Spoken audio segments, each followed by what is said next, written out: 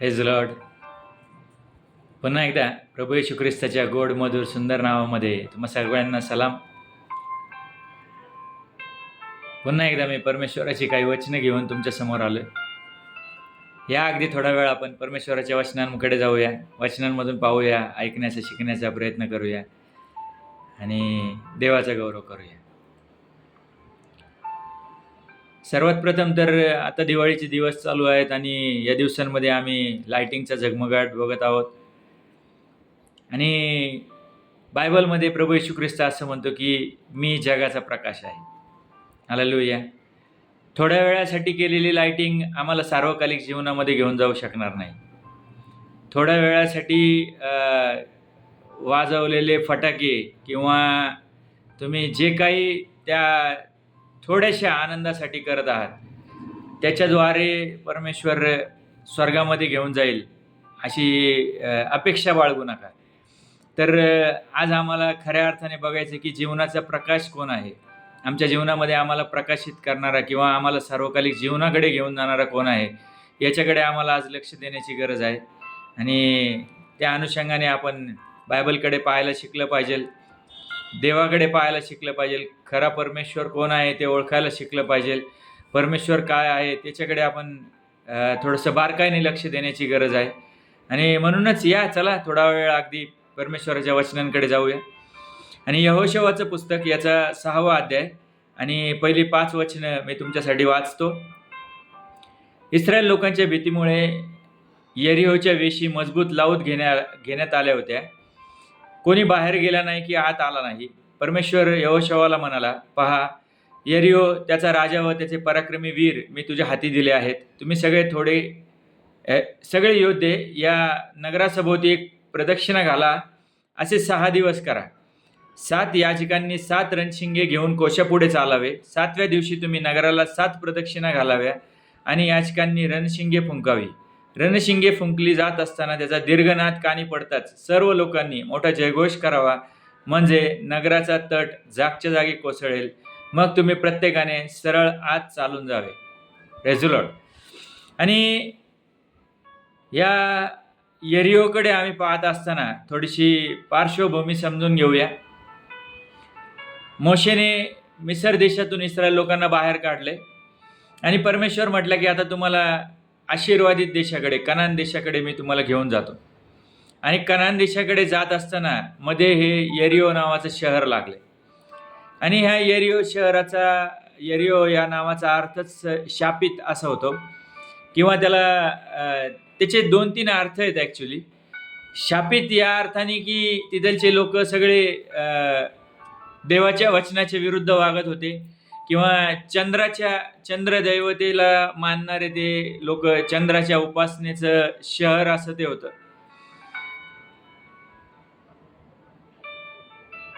यरिहो किंवा जेरिको इंग्लिशमध्ये ज्याला म्हटलं जातं, इट रिप्रेझेंट्स अ सीन. पाप त्या शहराच्या द्वारे होत होतं, किंवा ते शहर पापाचं एक दर्शक होतं. आणि त्याचं its meaning is city of the moon किंवा फ्रेग्रंट, एक सुवासिक असं त्याला पण अर्थ आहे. परंतु जर तसं पाहिलं तर देवाच्या वचनाच्या विरुद्ध जे काय आहे ते सगळंच शापित आहे. जे देवाच्या इच्छेप्रमाणे नाही, जे देवाच्या वचनाप्रमाणे नाही, ती प्रत्येक एक गोष्ट शापित आहे. हालेलुया. आणि मग मोशे मरण पावल्यानंतर यहोशवा आता त्या सगळ्या इस्रायली लोकांचा पुढारी झालाय. आणि इस्रायली लोकांचा तो पुढारी झाल्यानंतर परमेश्वर त्याच्या संगती येऊन बोललाय. आणि परमेश्वर त्याला म्हणतो की आता तुम्ही यरिहोपर्यंत आलेला आहात आणि आता हे यरिहो शहर काबीज करायचं आहे, यरिहो शहराचा ताबा घ्यायचा आहे. तर त्या यरिहो शहराच्या सभोवती एक मोठी भिंत, जवळपास 12 ते 15 फूट हाईटची भिंत, जवळपास 7-8 फूट रुंदीची ती भिंत, ज्याच्यावरून 2-3 रथ एका वेळेस जाऊ शकत होते असे म्हणतात. आणि इतकी स्ट्रॉंग सॉलिड भिंत त्या यरिहो शहराच्या सभोवती बांधलेली होती. परमेश्वर आलाय आणि परमेश्वर यहोशवाला म्हटलाय की तुम्ही सगळे योद्धे या नगराच्या सभोवती एक प्रदक्षिणा घाला. असे 6 दिवस करा. काय म्हटला परमेश्वर? ते भिंत पाडण्यासाठी बॉम्बचा उपयोग करा, किंवा त्या काळामध्ये त्या गोष्टी नव्हत्या, पण तुम्ही शिड्या लावून वरती चढून जा असंही सांगण्यात आलं नाही. त्याचे दरवाजे तोडा असंही काही सांगितलं नाही. परमेश्वराने एक वेगळीच आणि एक अद्भुत अशी वेगळीच गोष्ट करायचं तिथं ठरवलं होतं. परमेश्वराला त्याचा गौरव कसा करून घ्यायचा आहे हे देखील आज आपण लक्षात घेऊया. आणि या यरीहो शहराच्या सभोवती असणाऱ्या त्या भिंतीला परमेश्वर म्हणतो की तुम्ही त्या नगराच्या सभोवती तुम्ही प्रदक्षिणा घाला. जवळपास 2.5 ते 3 मैल असं म्हणतात, म्हणजे साधारणपणे 4 ते 5 किलोमीटरचा तो परिसर असावा. आणि 4 ते 5 किलोमीटर तुम्ही रोज एक प्रदक्षिणा घाला. आणि प्रदक्षिणा घालत असताना याजक जे आहेत, जे देवाचे सेवक आहेत, त्यांनी रणशिंग फुंकत चालायचे. आणि 7व्या दिवशी अशा 7 प्रदक्षिणा घालायच्यात. रोज एक प्रदक्षिणा घालायची, 6 दिवस 6 प्रदक्षिणा घालायच्या, आणि 7व्या दिवशी 7 प्रदक्षिणा घालायच्या, 7 राऊंड मारायचे. आणि 5व्या वचनात म्हटलंय, रणशिंगे फुंकली जात असताना त्याचा दीर्घनाद कानी पडताच सर्व लोकांनी मोठा जयघोष करावा. काय म्हटलं परमेश्वर इथे? की तुम्ही जयघोष करा 7व्या दिवशी. Praise the Lord. रणशिंगे फुंकली जात असताना जयघोष करायचा आहे. बघा, थोडीशी परिस्थिती समजून घ्या. इस्रायल लोकांनी त्या यरीहो शहराच्या जवळ आलेले आहेत, आणि आता ते यरीहो शहर काबीज करायचंय, ते जिंकायचंय. ते जिंकून त्यांना पुढे कनान देशाकडे जायचंय. आणि मग त्या यरीहो शहराच्या सभोवती भली मोठी भिंत आहे. आणि आम्हाला माहिती आहे साधारणपणे कशा प्रकारची भिंत असू शकेल. आपल्याला चायना वॉल माहिती आहे, किंवा जर तुम्ही एखाद्या तुरुंगाच्या बाहेरून गेला असाल तर तुमच्या लक्षात येईल की तिथे किती मोठ्या मोठ्या भिंती असतात. एक 15 ते 20 फूट हाईटच्या त्या भिंती असतात, आणि त्याच्यावरती सहजासहजी कोणीच चढून जाऊ शकत नाही. त्यानंतर ही भिंत जवळपास 6 ते 8 फूट रुंदीची भिंत होती. म्हणजे किती प्रशस्त ती भिंत असेल. 2-3 रथ एका वेळेला तिच्यावरून जाऊ शकत असतील. म्हणजे तुम्ही कल्पना करू शकता एक कशा प्रकारची, किती तिची जाडी असू शकेल. आणि अशा भिंतीवरती कदाचित यरीहो शहराचे सैनिक देखील उभे असतील, आणि ते पाहत असतील, ते टिंगल करत असतील, इस्रायल लोकांना चिडवत असतील. तुम्ही थोडासा विचार करू शकता का? परंतु इस्रायल लोकांना परमेश्वर म्हटलंय की तुम्ही त्या नगराच्या सभोवती 6 प्रदक्षिणा घाला, 6 दिवस 6 प्रदक्षिणा घाला, आणि 7व्या दिवशी 7 प्रदक्षिणा घाला.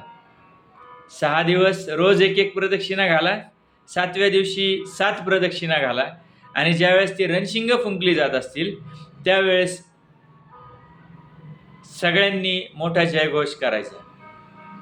आणि जयघोष केल्यानंतर तो नगराचा तट जो आहे तो जागच्या जागी कोसळेल असं परमेश्वर म्हणतो. मग मला एक प्रश्न पडला की परमेश्वराला हे सगळं करायला सांगायची गरज काय होती? देव जर या लोकांच्या बाजूने होता तर तो क्षणात ती भिंत पाडू शकला असता, क्षणात ते शहर नेस्तनाबूत करू शकला असता. ज्याप्रमाणे सदोम आणि गमोरा शहराचा नाश केला त्याप्रमाणे क्षणात त्यांनी त्या नगराचा नाश तो करू शकला असता.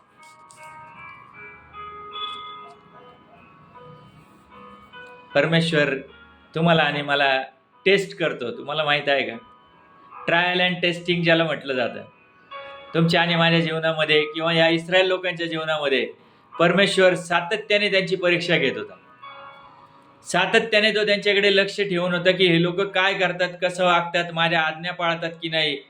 आणि ही पण एक आज्ञाच होती की त्या नगराच्या सभोवती 6 दिवस प्रदक्षिणा घालायच्या. मग कितीतरी जण वैतागले असतील, काय आता हे नवीनच काम, 4-5 किलोमीटर रोज जाऊन यायचंय, ऊन लागतंय, पायात कदाचित चपला आहेत नाहीत. पण बायबल तर असं सांगते की त्या काळात त्या रानातून ज्यावेळेला ते प्रवास करत होते त्यावेळेस त्यांच्या चपलाही झिजल्या नव्हत्या. देवाला धन्यवाद असो. पण काहीतरी कुरकुर करणारे लोक तर त्यांच्यामध्ये होतेच. मग ते कशा प्रकारे कुरकुर करायला त्यांनी सुरुवात केली असेल माहित नाही. पण इथं सांगितले की परमेश्वराने त्यांना आज्ञा दिली. Praise the Lord. आणि विजय मिळवण्यासाठी त्या आज्ञा पाळणं गरजेचं होतं, असं इथं बायबल आम्हाला सांगतं. आणि यहोशुआने त्या लोकांना आज्ञा केली आणि त्याप्रमाणे 6 दिवस ते लोक त्या नगराच्या सभोवती रोज एक एक प्रदक्षिणा घालतायत. पुढे सैन्य चालू आहे, मध्यभागी परमेश्वराचा कोष देखील आहे. देवाचा कोष घेऊन ते चाललेत. देवाचा कोष म्हणजे देवाचं सामर्थ्य, देवाची उपस्थिती त्यांच्या संगती होती आणि परमेश्वराला घेऊन ते चाललेत.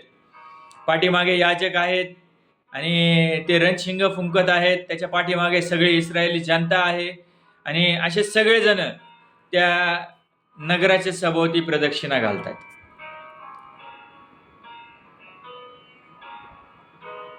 परमेश्वराच्या आज्ञा पाळल्या तर आशीर्वाद आहेत. आणि ज्या वेळेला 7व्या दिवशी 7 प्रदक्षिणा घातल्यात, जयघोष करण्यात आलाय आणि जयघोष केल्यानंतर तो तट जागच्या जागी कोसळलाय असं म्हटलंय. Praise the Lord.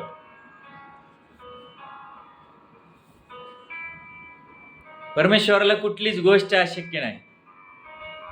आज आम्ही देखील विचार करतो, आमच्या जीवनामध्ये अनेक प्रकारच्या यरिओच्या भिंती आहेत असं म्हणायला हरकत नाही.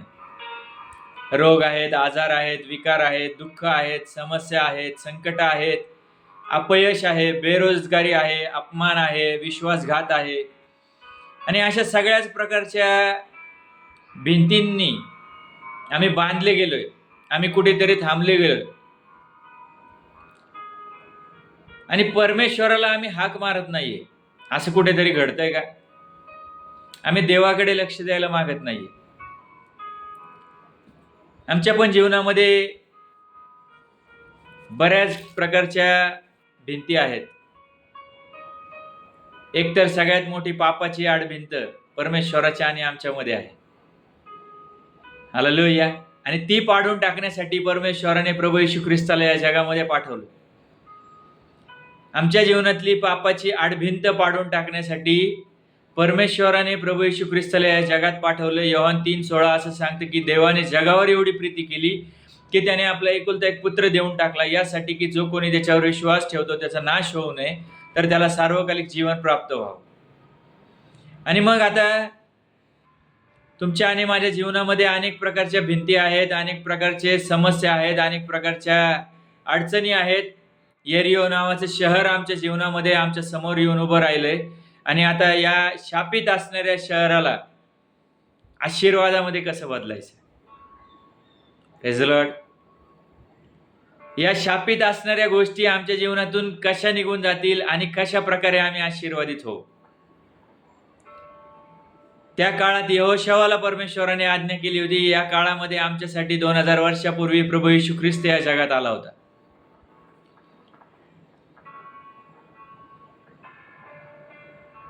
इस्रायली लोकांना इन्स्ट्रक्शन होते, 6 दिवस आज्ञा पाळा, 6 दिवस 6 चक्रा मारा, 7व्या दिवशी 7 चक्रा मारा. 7 हा आकडा पूर्णतेचा आकडा आहे. 6 दिवस परमेश्वराने श्रम केले, 7व्या दिवशी त्याने विसावा घेतला असं म्हटलंय. 7वा दिवस शब्बाताचा दिवस, 7वा दिवस परमेश्वराच्या आशीर्वादाचा दिवस, 7वा दिवस परमेश्वराच्या गौरवाचा दिवस, परमेश्वराच्या जयघोषाचा दिवस. आम्ही इथं पाहत आहोत की 7व्या दिवशी जयघोष करायला लावलाय. 6 दिवस तोंडातून शब्द पण काढू नका, तुमचा आवाज आतल्या लोकांना जाऊ देऊ नका असं सांगितलं गेलं होतं. पण 7वा दिवस जयघोषाचा दिवस होता, परमेश्वराचा जय जयकार करायचा दिवस. आणि या 7व्या दिवशी त्यांनी जय जयकार केलाय, जयघोष केलाय.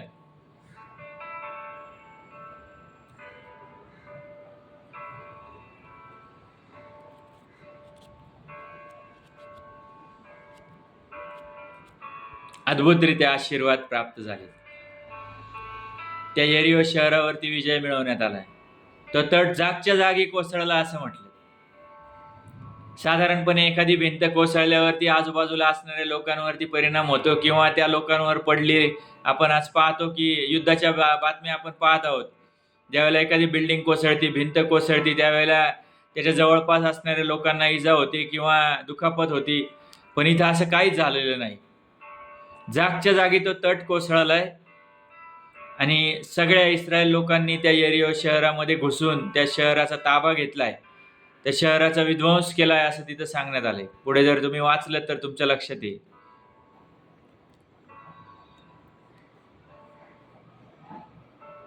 लुकरूज शुभवर्तमानामध्ये 11वा अध्याय 28व्या वचनामध्ये प्रभू येशू ख्रिस्त असं म्हणतो की अहो कष्टी व भाराक्रांत जन हो, तुम्ही सर्वजण मजकडे या, म्हणजे मी तुम्हाला विसावा देईन. त्या काळामध्ये यहोशुआ होता, या काळामध्ये प्रभू येशू ख्रिस्त आहे. हालेलुया. त्या काळात परमेश्वराने त्यावेळेसच्या संदेष्ट्यांचा उपयोग करून घेतला, परंतु 2000 वर्षापूर्वी परमेश्वराने प्रभू येशू ख्रिस्ताला या जगात पाठवलं आणि त्या प्रभू येशू ख्रिस्ताला तुमच्या आणि माझ्या पापांसाठी परमेश्वराने वधस्तंभावरती बलिदान केलं. त्या येशूच्या द्वारे त्याने तुम्हाला आणि मला सांगितलं की तुम्ही कष्टी आहात, दुःखी आहात, भाराक्रांत आहात. तुमच्या समोर देखील यरिहो सारखी ती पापाची भिंत आहे. त्या पापमय अशा शहरामध्ये तुम्ही राहत आहात. आज त्याच्यातून बाहेर काढायला मी तुम्हाला समर्थ आहे. तो प्रभू येशू ख्रिस्त म्हटला, तुम्ही दुःखी आहात, अशांत आहात, निराश झालेले आहात, अपयशाने ग्रासलेले आहात, दुःखाचं डोंगर तुमच्या जीवनामध्ये आहे, अपमानास्पद वागणूक मिळालेली आहे. जे काही तुमच्या जीवनात घडलंय, जवळच्या लोकांनी विश्वासघात केलाय, अशा प्रत्येकासाठी आज परमेश्वराचं वचन आम्हाला असं सांगतं की अहो दुःखी हो, भाराक्रांत जन हो, दुःखी कष्टी हो, भाराक्रांत जन हो, तुम्ही सर्वजण मजकडे या, म्हणजे मी तुम्हाला विसावा देईन. सुमारे 2000 वर्षापूर्वी तो प्रभू येशू ख्रिस्त या जगात आला, तुमच्या माझ्या पापांसाठी वधस्तंभावर बलिदान करण्यात आला. तो मरण पावला आणि तो तिसऱ्या दिवशी पुन्हा उठला, तो स्वर्गात गेला आणि तो पुन्हा एकदा खूप लवकर येत आहे. आणि या सुवार्तेवरती तुम्ही विश्वास ठेवताय का?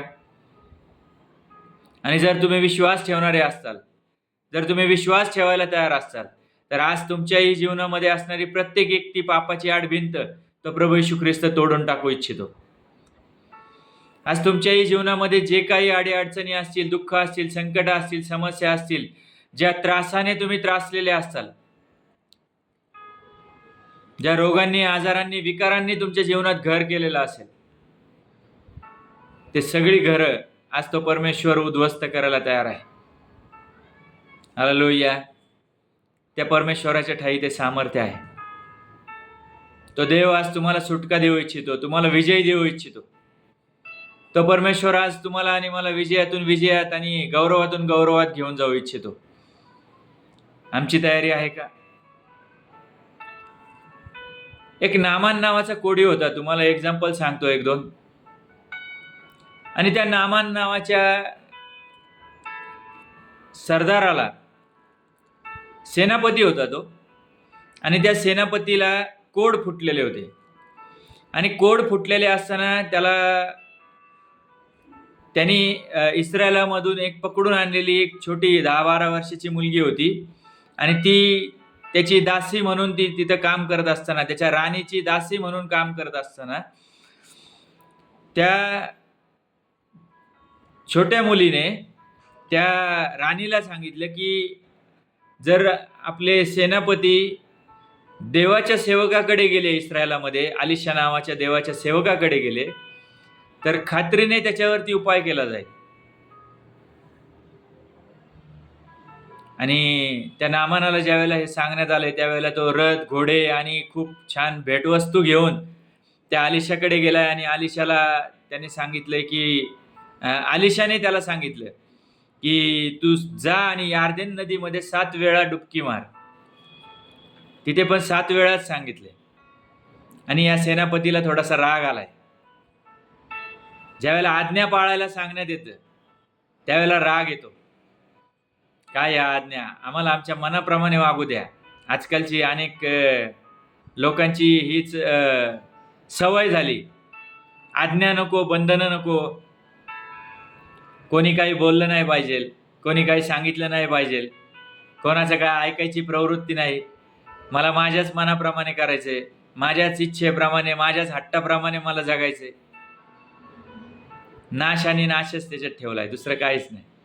जर या नामानाने आज्ञा पाळली नसती, किंवा या यहोशुआने परमेश्वराने दिलेली आज्ञा पाळली नसती तर हे देखील कनान देशामध्ये जाऊ शकले नसते, किंवा त्या नामानाने यार्देन नदीमध्ये जाऊन डुबकी मारली नसती 7 वेळा, ते पण 1 नाही 2 नाही 7 वेळा.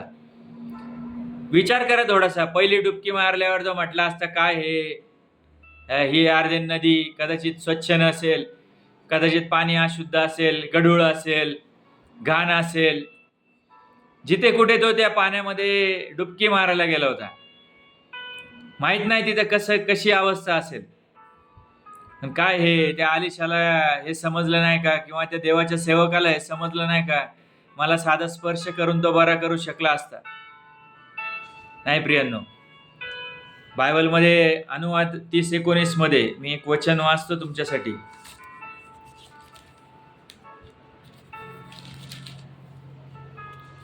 आकाश व पृथ्वी यांना तुझ्या विरुद्ध साक्षीला ठेवून मी आज तुला सांगतो की जीवन व मरण आणि आशीर्वाद व शाप मी तुझ्या पुढे ठेवले आहेत, म्हणून तू जीवन निवडून घे, म्हणजे तू व तुझी संतती जिवंत राहील. काय म्हटलं परमेश्वर? मी शाप आणि आशीर्वाद तुझ्या समोर मांडलेले आहेत. मी जीवन आणि मरण तुझ्या समोर मांडलेलं आहे. प्रभू येशू ख्रिस्तावरती विश्वास ठेवणं म्हणजे जीवन आणि मरणाचा प्रश्न आहे. विश्वास ठेवला तर जीवनाकडे जाताल, विश्वास नाही ठेवला तर मरणाकडे जाताल. काय करायचं? वैयक्तिक चॉईस आहे. प्रत्येकाची वैयक्तिक चॉईस आहे. जो कोणी विश्वास ठेवल त्याचा नाश होणार नाही, तर त्याला सार्वकालिक जीवन प्राप्त होईल. या नामानाला देखील परमेश्वराने सांगितलं, आलिशाने सांगितलं, देवाच्या सेवकाने सांगितलं, जा आणि 7 वेळा त्या नदीमध्ये डुबकी मार. पहिली डुबकी मारली, दुसरी डुबकी मारली, तिसरी डुबकी मारली. प्रत्येक वेळेस ज्यावेळेस तो वर येत असेल त्यावेळेला तो विचार करत असेल, हाताकडे बघत असेल, स्वतःच्या शरीराकडे पाहत असेल, कुठे काही चेंजेस दिसत आहेत का, काही फरक पडलेला दिसतोय का. 4थी डुबकी, 5वी डुबकी, 6वी डुबकी मारल्यावरती तो बघत असेल, अजून पण काही चेंजेस झालेले नाहीत. हात आहे तसेच आहेत, किंवा शरीर दिसतंय तसंच आहे, काही चेंजेस व्हायनात. पण 7वी डुबकी मारल्यानंतर क्षणार्धात तो बदलून गेला असेल. हालेलुया. 2-3 डुबक्या मारल्यावरती तो म्हटला असता की नाही यार, असं काही फरक पडतोय, असं काही वाटत नाहीये. किंवा ह्या एरियोच्या सभोवती चक्रा मारताना पहिल्या 2-4 दिवसामध्ये जर त्या लोकांनी विचार केला असता की काय झालं, 4 दिवस झाले चक्रा मारतोय, काहीच झालेलं नाही. किंवा 7व्या दिवशी 7 चक्रा मारायच्या होत्या. 2-3 चक्रा मारल्यानंतर थोडंफार काहीतरी ढासाळायला सुरुवात झाली, असं कुठेतरी वाटायला पाहिजे होतं. हळूहळू एक एक दगड निघतोय, एक एक वीट निघतीये, कुठेतरी खिळखिळं झाल्यासारखं वाटतंय. काहीच नाही. परमेश्वर इन्स्टंट, क्षणात जे हवं ते तयार करू शकतो, जे नको ते तो पाडू शकतो. क्षणार्धात तुमचं आणि माझं जीवन तो बदलू इच्छितो, बदलू शकतो. हालेलुया. आम्ही अनेक उदाहरणं पाहिलेली आहेत. 4 दिवस कबरेमध्ये मेलेल्या अवस्थेत असणाऱ्या लाजारला येशूने फक्त हाक मारली आणि म्हटलं लाजारा बाहेर आहे, आणि क्षणार्धात तो लाजार बांधलेल्या अवस्थेत बाहेर आलाय. Praise the Lord.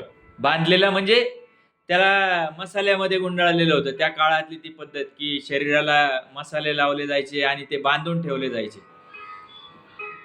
आणि तशा अवस्थेमध्ये तो बाहेर आलेला आम्ही पाहतो. काय अशक्य आहे परमेश्वराला? Nothing is impossible for God. Hallelujah. त्या देवाला कुठलीच गोष्ट अशक्य नाही. सगळ्यात महत्वाची गोष्ट काय आहे इथे माहिती आहे का? आमच्या जीवनामध्ये अशा अनेक प्रकारच्या भिंती आहेत, अनेक प्रकारचं अपयश आहे, अनेक प्रकारच्या अडचणी आहे. हे जीवन जगत असताना अनेक त्रासातून, दुःखातून, समस्येतून आम्हाला जावं लागतं. पण या सगळ्यामध्ये आम्ही अनेकदा स्वतःच्याच ताकदीने, स्वतःच्याच बुद्धीने, स्वतःच्याच शक्तीने, स्वतःच्याच इच्छेने आम्ही चालायचा प्रयत्न करतो. आम्ही अनेकदा हे विसरून जातो की आम्हाला परमेश्वराची गरज आहे. आम्ही अनेकदा या गोष्टींकडे कानाडोळा करतो, आम्ही दुर्लक्ष करतो, आम्ही देवाच्या दासांकडे दुर्लक्ष करतो, देवाच्या वचनांकडे दुर्लक्ष करतो, देवाच्या संदेशाकडे दुर्लक्ष करतो आणि अनेकदा आम्ही स्वतःच्या इच्छेने काहीतरी करतो आणि काय म्हणूया त्याचे परिणाम आम्हाला स्वतःलाच भोगावे लागतात. बायबलकडे पाहिलं तर आम्हाला एक लक्षात येतं की आम्हाला देवाची गरज आहे. हालेलुया. ह्या मिसर देशातून बाहेर निघालेल्या सगळ्या इस्रायली लोकांना परमेश्वराची गरज होती. मिसर देशातून बाहेर निघण्यासाठी ते परमेश्वराला हाक मारत होते. परमेश्वराने त्यांची हाक ऐकली, त्यांना मिसर देशातून बाहेर काढले, त्या गुलामगिरीतून त्यांना बाहेर काढले. 40 वर्ष ते रानामध्ये फिरत होते. परमेश्वराने स्वर्गातून पाठवलेला मान्ना ते खात होते. 40 वर्षामध्ये त्यांच्या चपला झिजल्या नाहीत किंवा त्यांचे वस्त्र फाटले नाहीत, असं जीर्ण झाले नाहीत असं म्हटले. ते पेरणी करत नव्हते, ते कापत नव्हते किंवा ते काहीच करत नव्हते, तरी देखील परमेश्वराने प्रत्येक एक गोष्ट त्यांना पुरवली. हालेलुया. त्या परमेश्वराला तुमची आणि माझी गरज माहीत आहे, तुमचं आणि माझं दुःख माहीत आहे. पण आठ आहे, आम्ही जीवन निवडून घेतोय का? आम्ही आशीर्वादाकडे चाललोय का? आम्ही देवाला निवडलंय का?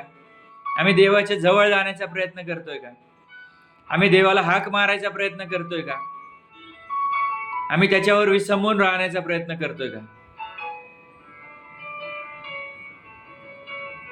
7 वेळा पाण्यात डुबकी मारायला लावली आणि त्या नामानाला राग आलाय. तुम्ही पाहिलं तर मला वाटतं मी एकदा एका मेसेजमध्ये सांगितली होती ही गोष्ट. अनेकदा आज्ञा पाळायला सांगण्यात आले की राग येतो, आज्ञा पाळायची इच्छा नसते. आजही काही ख्रिस्ती लोक दिवाळी सेलिब्रेट करत असतील. सो कॉल्ड ख्रिस्ती म्हटलेल्या, सो कॉल्ड विश्वास ठेवतोय असं म्हटलेल्या, बिलिव्हर्स म्हटलेल्या लोकांच्या घरामध्ये देखील आज दिवाळी सेलिब्रेशन चालू आहे. दुःखाने आणि खेदाने ही गोष्ट सांगावी लागते. जे परमेश्वराला मान्य नाही ते आम्ही आज करत आहोत. बायबलमध्ये वचनांमध्ये गेलात तर देवाच्या आज्ञा अतिशय स्पष्ट आहेत. परमेश्वर म्हणतो की माझ्या खेरीज तुला अन्य देव नसावा, दुसऱ्या कुठल्याच अन्य दैवतांची तू पूजा अर्चा करू नको, भक्ती करू नकोस. पण आज आम्ही सो कॉल्ड ख्रिस्ती म्हटलेले लोक रविवारी चर्चला जातो आणि बाकीच्या दिवशी आम्ही बाकीच्या सगळ्याच गोष्टी करतो. तुम्हाला काय वाटतं, परमेश्वराला ही गोष्ट मान्य असेल का की तुम्ही जगाप्रमाणे पण जगत आहात आणि रविवारच्या दिवशी चर्चमध्ये देखील जाऊन बसत आहात?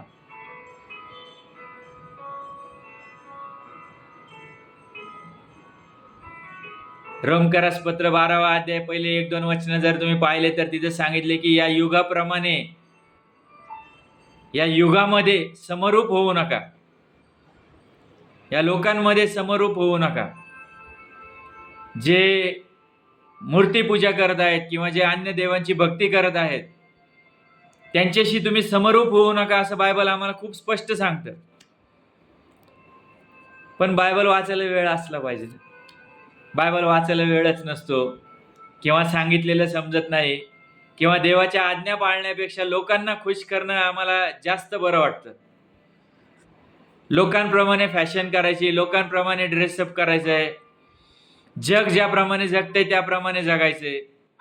जगातल्या गोष्टी देवाच्या वचनापेक्षा जास्त प्रिय वाटत असतील. मला नाही माहित परमेश्वर कसा तुमचा न्याय करेल, मी नाही तुम्हाला त्याविषयी काय बोलणार. परंतु बायबल असं सांगतं की,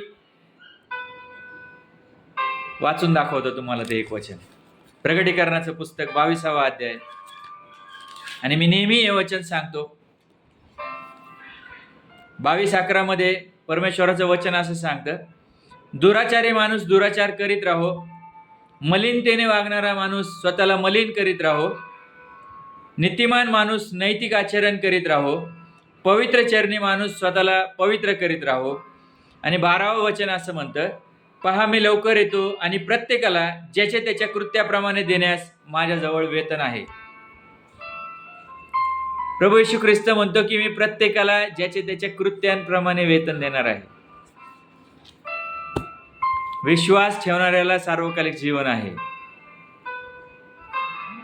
आणि तुमचा विश्वास तुमच्या कृतीवर डिपेंड आहे. याकोबाच्या पत्रात गेलात तर तुमचा विश्वास निर्जीव आहे की तुमचा विश्वास सजीव आहे, याच्याकडे आज पारखून बघायला शिका. या इस्रायल लोकांकडे, या यहोशवाकडे तो विश्वास होता. त्या नामानामध्ये तो विश्वास आढळला आणि म्हणून त्या नामानाच्या शरीरातले कोड नाहीसे झालेत. या यरीहोच्या समोर असणारी जी भिंत होती, ती भिंत परमेश्वराने त्या लोकांच्या आज्ञापालनामुळं ती भिंत पाडून टाकली आणि त्यांना कनान देशाकडे, आशीर्वादित देशाकडे जाण्यासाठी त्यांना वाट मोकळी करून दिलेली आम्ही पाहत आहोत. तसंच तुम्ही जर पुढे पाहिलं तर 12 वर्षाची रक्तस्रावी स्त्री आम्हाला दिसते. तिच्यामध्ये तो विश्वास होता आणि तो विश्वास घेऊन ती येशूकडे आली आणि येशूच्या वस्त्राला ज्यावेळेला ती शिवली, वस्त्राच्या गोंड्याला ज्यावेळेला ती शिवली, त्यावेळेला ती बरी झाली असं तिथं सांगितलंय. तिच्यामध्ये एक तो विश्वास होता. त्या विश्वासाला अनुसरून ती म्हणत होती की मी येशूच्या फक्त गोंड्याला जरी शिवले तरी मी बरी होईल. आज आमच्यामध्ये तो विश्वास आढळतो का? त्याच्यानंतर 38 वर्षाचा दुखणेकरी जर तुम्ही पाहिलात तर त्या दुखणेकरूला देखील प्रभू येशू ख्रिस्ताने तिथे येऊन बरं केले. त्यांच्या जीवनातली ती आडभिंत परमेश्वराने तोडून टाकली. जन्मापासून पांगळा असणारा व्यक्ती जो सुंदर नामे दरवाजाजवळ बसत होता आणि जन्मापासूनचं त्याचं पांगळेपण, पेत्र म्हटला की येशूच्या नावात उठ आणि चालायला सुरुवात कर. आणि क्षणार्धात त्याला 2-4 दिवस, 2-4 आठवडे, 2-4 वर्ष असं काही टाइम गेलेला नाही. क्षणात तो व्यक्ती उठून उभा राहिलाय आणि देवाची स्तुती करत मंदिरात गेलाय असं सांगितले.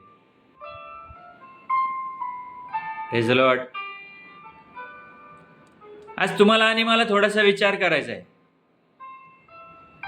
यरीहोची भिंत म्हटलेली भिंत तुमच्या आणि माझ्या जीवनामध्ये आहे का?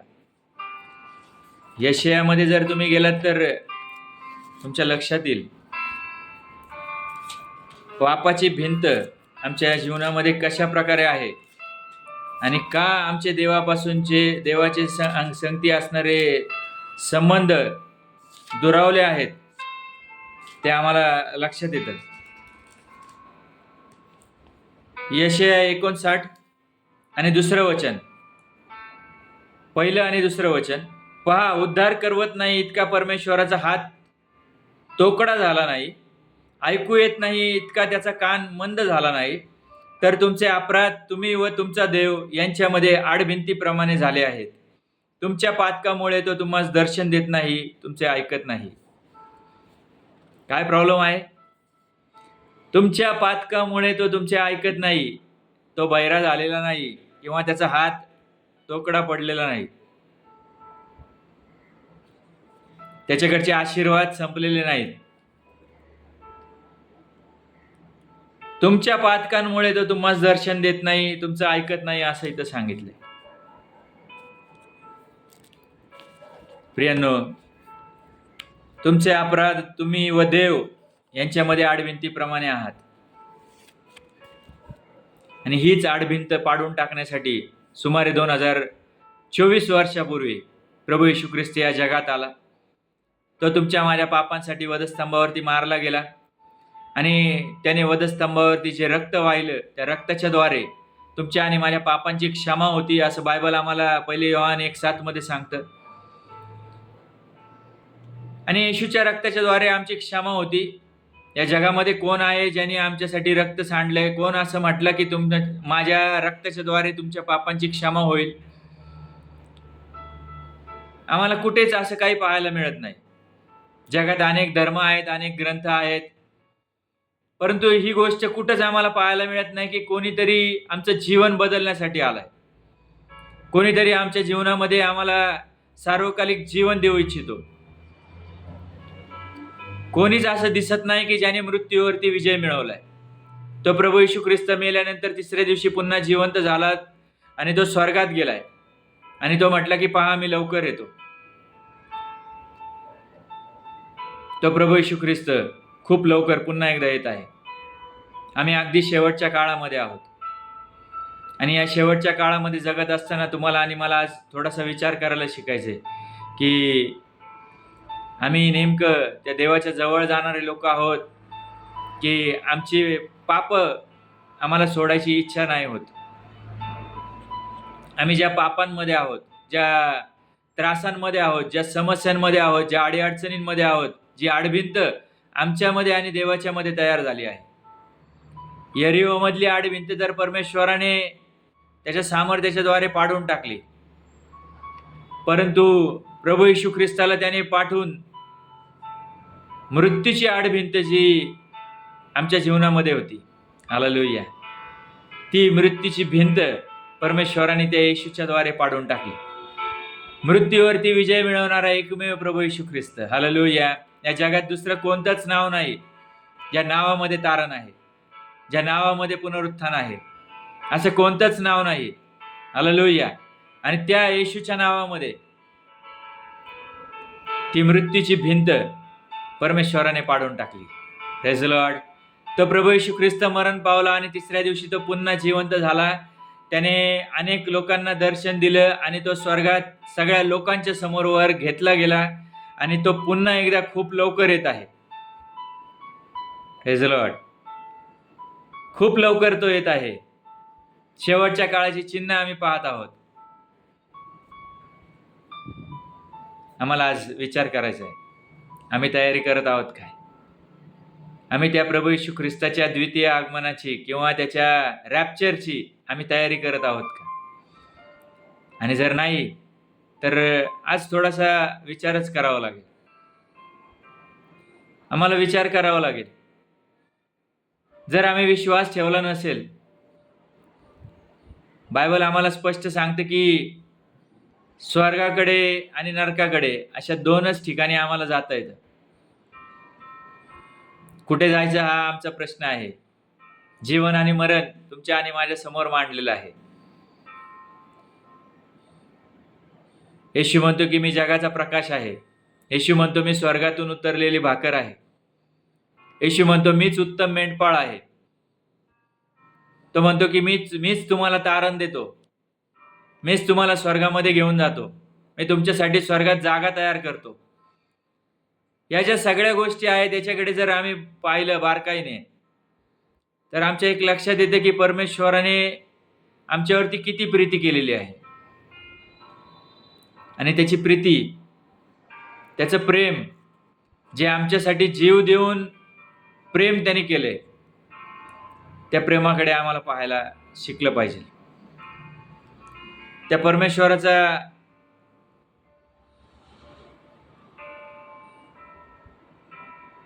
त्या परमेश्वराची महिमा आम्हाला समजली पाहिजे, ती लक्षात आली पाहिजे.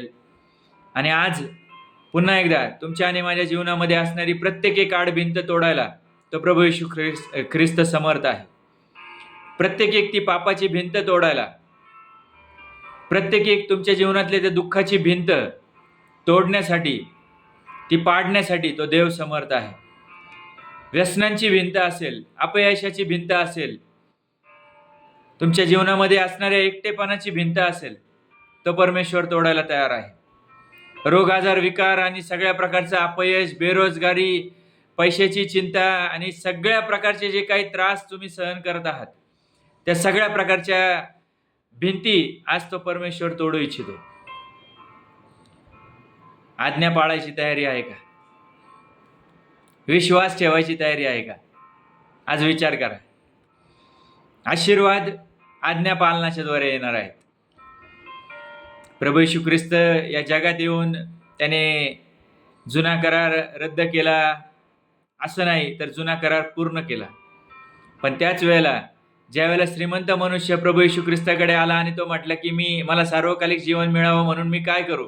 प्रभू येशू ख्रिस्त म्हटला की पहिले जाऊन आज्ञा पालन कर. हालेलुया. पहिले जाऊन आज्ञा पालन कर. आम्ही आज्ञा पालन करणारे लोक आहोत काय? विचार करा. स्वतःच्या जीवनात स्वतः विचार करा. ही यरीहोची भिंत फक्त त्या लोकांच्या आज्ञा पालनामुळं पडलेली आहे. नामानाला नामानाचे कोड जे बरे झालेत ते फक्त आज्ञा पालनामुळेच बरे झालेले आम्ही पाहतो. त्यामुळे आज आमच्या जीवनामध्ये पण असणारे सगळ्या प्रकारच्या भिंती जर पडाव्यात असं वाटत असेल, आम्हाला देखील आशीर्वाद प्राप्त व्हावेत, आम्हाला आरोग्य प्राप्त व्हावं, आम्हाला त्या जिवंत देवाने स्पर्श करावा, त्याने आमच्याशी बोलावं, त्याने आमच्या जवळ असावं, त्याने आम्हाला सार्वकालिक जीवनात न्यावं, त्याने आमच्या पापांची क्षमा करावी, असं जर काही आम्हाला वाटत असेल तर त्यासाठी गरज आहे ती देवाच्या वचनांकडे येण्याची, त्याच्या वचनांचं पालन करायची आणि त्याच्या वचनांच्या द्वारे जगायची आम्हाला आज गरज आहे. विचार करूया प्रियांनो आपण आणि थांबूया इथे आपण. मी छोटीशी प्रार्थना करतो तुमच्यासाठी आणि या आपण डोळे बंद करू. धन्यवाद देतो जिवंत सेनाधीश परमेश्वर पित्या, राजांच्या राजा, प्रभूंच्या प्रभू, तुला कोटी कोटी धन्यवाद देत आम्ही तुझ्या दयासनापुढे येतो. सुंदर अशा वचनांच्या द्वारे तू आमच्याशी बोलत आहेस त्याबद्दल तुला गौरव देतो. जिवंत देवा, यरियोची भिंत पाडण्यासाठी परमेश्वरा तू त्या लोकांची ट्रायल घेतलीस, त्यांना टेस्ट केलंस परमेश्वरा, त्यांना तू आज्ञा दिल्यास आणि जिवंत देवा त्या लोकांनी त्या आज्ञा पाळलेल्या आहेत. त्यांनी 7व्या दिवशी जय जयकार केलेला आम्ही पाहतो. माझ्या देवा, आम्हालाही तुझ्या नावाचा जय जयकार करणारे लोक बनव. आम्हाला तुझ्या मंदिरात जाता येऊ देत, आम्ही तुझ्या नावाचा जय घोष करणारे लोक असावेत, आम्ही जगामध्ये तुझ्या नावाचा जय घोष करणारे लोक असावेत, म्हणून तू आमचं सहाय्य कर. त्या प्रभू येशू ख्रिस्तावरती विश्वास ठेवण्यासाठी लागणारं ज्ञान, बुद्धी, शक्ती, सामर्थ्य तू आम्हाला प्रत्येकाला पुरव. जगामध्ये रम्मान होण्यापेक्षा आम्ही तुझ्या वचनांमध्ये रम्मान होणारे लोक असावेत, म्हणून तुझी कृपादृष्टी तू आम्हा प्रत्येकावरती कर. जगासारखं नाही तर परमेश्वरा आम्हाला तुझ्यासारखं जगता येऊ देत. जिवंत देवा, तुझी इच्छा असेल त्याप्रमाणे आम्हाला जगायला शिकव अशी आम्ही तुला विनंतीने प्रार्थना करतो. आमच्या प्रत्येकाच्या जीवनामध्ये अनेक प्रकारच्या अडभिंती आहेत जिवंत देवा, ज्या तुझ्यापासून आम्हाला दूर करतात. होय परमेश्वरा, आणि ती आडभिंत तोडण्यासाठीच तू सुमारे 2000 वर्षापूर्वी प्रभू येशू ख्रिस्ताला या जगात पाठवलंस माझ्या देवा. त्या येशूच्या पवित्र रक्ताच्या द्वारे आमच्या जीवनामध्ये असणारी प्रत्येक एक पापाची भिंत तू तोडून टाक. आमच्या जीवनात असणारी प्रत्येक एक अपयशाची आणि निराशेची आणि सगळ्या प्रकारच्या रोग आजार विकारांची आणि सगळ्या प्रकारच्या बेरोजगारीची ती भिंत येशूच्या नावात तू आमच्या जीवनातून पाडून टाक परमेश्वरा, आणि अद्भुतरित्या तू आम्हा प्रत्येकाला आशीर्वादित कर अशी विनंती आणि प्रार्थना आज तुझ्याकडे करतो. जिवंत देवा, तुला विनंती करतो, हा व्हिडिओ पाहणाऱ्या प्रत्येकाच्या जीवनामध्ये तू आज आरोग्य प्रस्थापित कर. सगळ्या प्रकारच्या निराशेमधून तू प्रत्येकाला बाहेर काढ आणि तुझ्या वचनांनी तू प्रत्येकाला आशीर्वादित कर. इर्मयामध्ये तू म्हणतोस परमेश्वरा 40:31 मध्ये की परमेश्वरावरती विश्वास ठेवणारे नवीन शक्ती संपादन करतील. होय जिवंत देवा, आम्हा प्रत्येकाला तू एक नवीन शक्ती दे, नवीन ताकद दे की आम्ही पंखांनी तुझ्यामध्ये उंच भरारी घेऊ परमेश्वरा. आम्ही चाललो तरी थकणार नाही, धावलो तरी थकणार नाही असं तू म्हणतोस माझ्या देवा. होय जिवंत देवा, आम्हाला ती धावण्याची ताकद दे, तुझा गौरव करायची ताकद दे परमेश्वरा. तुझं सामर्थ्य आमच्या प्रत्येकाच्या जीवनामध्ये प्रस्थापित कर आणि होऊ देत. आमच्या प्रत्येकाच्या जीवनाच्या द्वारे तुझ्या नावाचा गौरव होऊ देत. हीच आज विनंती आणि प्रार्थना तुला करतो. हा व्हिडिओ पाहणाऱ्या प्रत्येकाला येशूच्या नावात तू आशीर्वादित कर, आरोग्याचा स्पर्श कर आणि परमेश्वरा प्रत्येकाचं जीवन तू बदलून टाक आणि तुझ्यावरच्या विश्वासामध्ये, तुझ्या आज्ञा पालनामध्ये आम्हाला अधिक स्ट्रॉंग बनव, बळकट बनव परमेश्वरा. तुझा गौरव आम्हाला करता येऊ देत आणि तुझ्याशी एकनिष्ठ राहणारं जीवन तू आम्हाला प्रत्येकाला दे. हीच नम्रतेची विनंती आणि प्रार्थना आमचा तारणारा प्रभू येशू ख्रिस्त त्याच्या गोड आणि सामर्थ्यवान नावात केली म्हणून तू ऐक पिते. Amen, amen. Praise the Lord. चला तर मग भेटूया पुन्हा एकदा पुढच्या एका व्हिडिओमध्ये. तोपर्यंत काळजी घ्या. देवाच्या वचनांमध्ये रम्मान होण्याचा प्रयत्न करा, देवाच्या वचनांप्रमाणे जगायचा प्रयत्न करा, देवाच्या अधिक जवळ राहण्याचा प्रयत्न करा, सातत्याने बायबल वाचन करा आणि प्रार्थना करा. Praise the Lord. थँक्यू.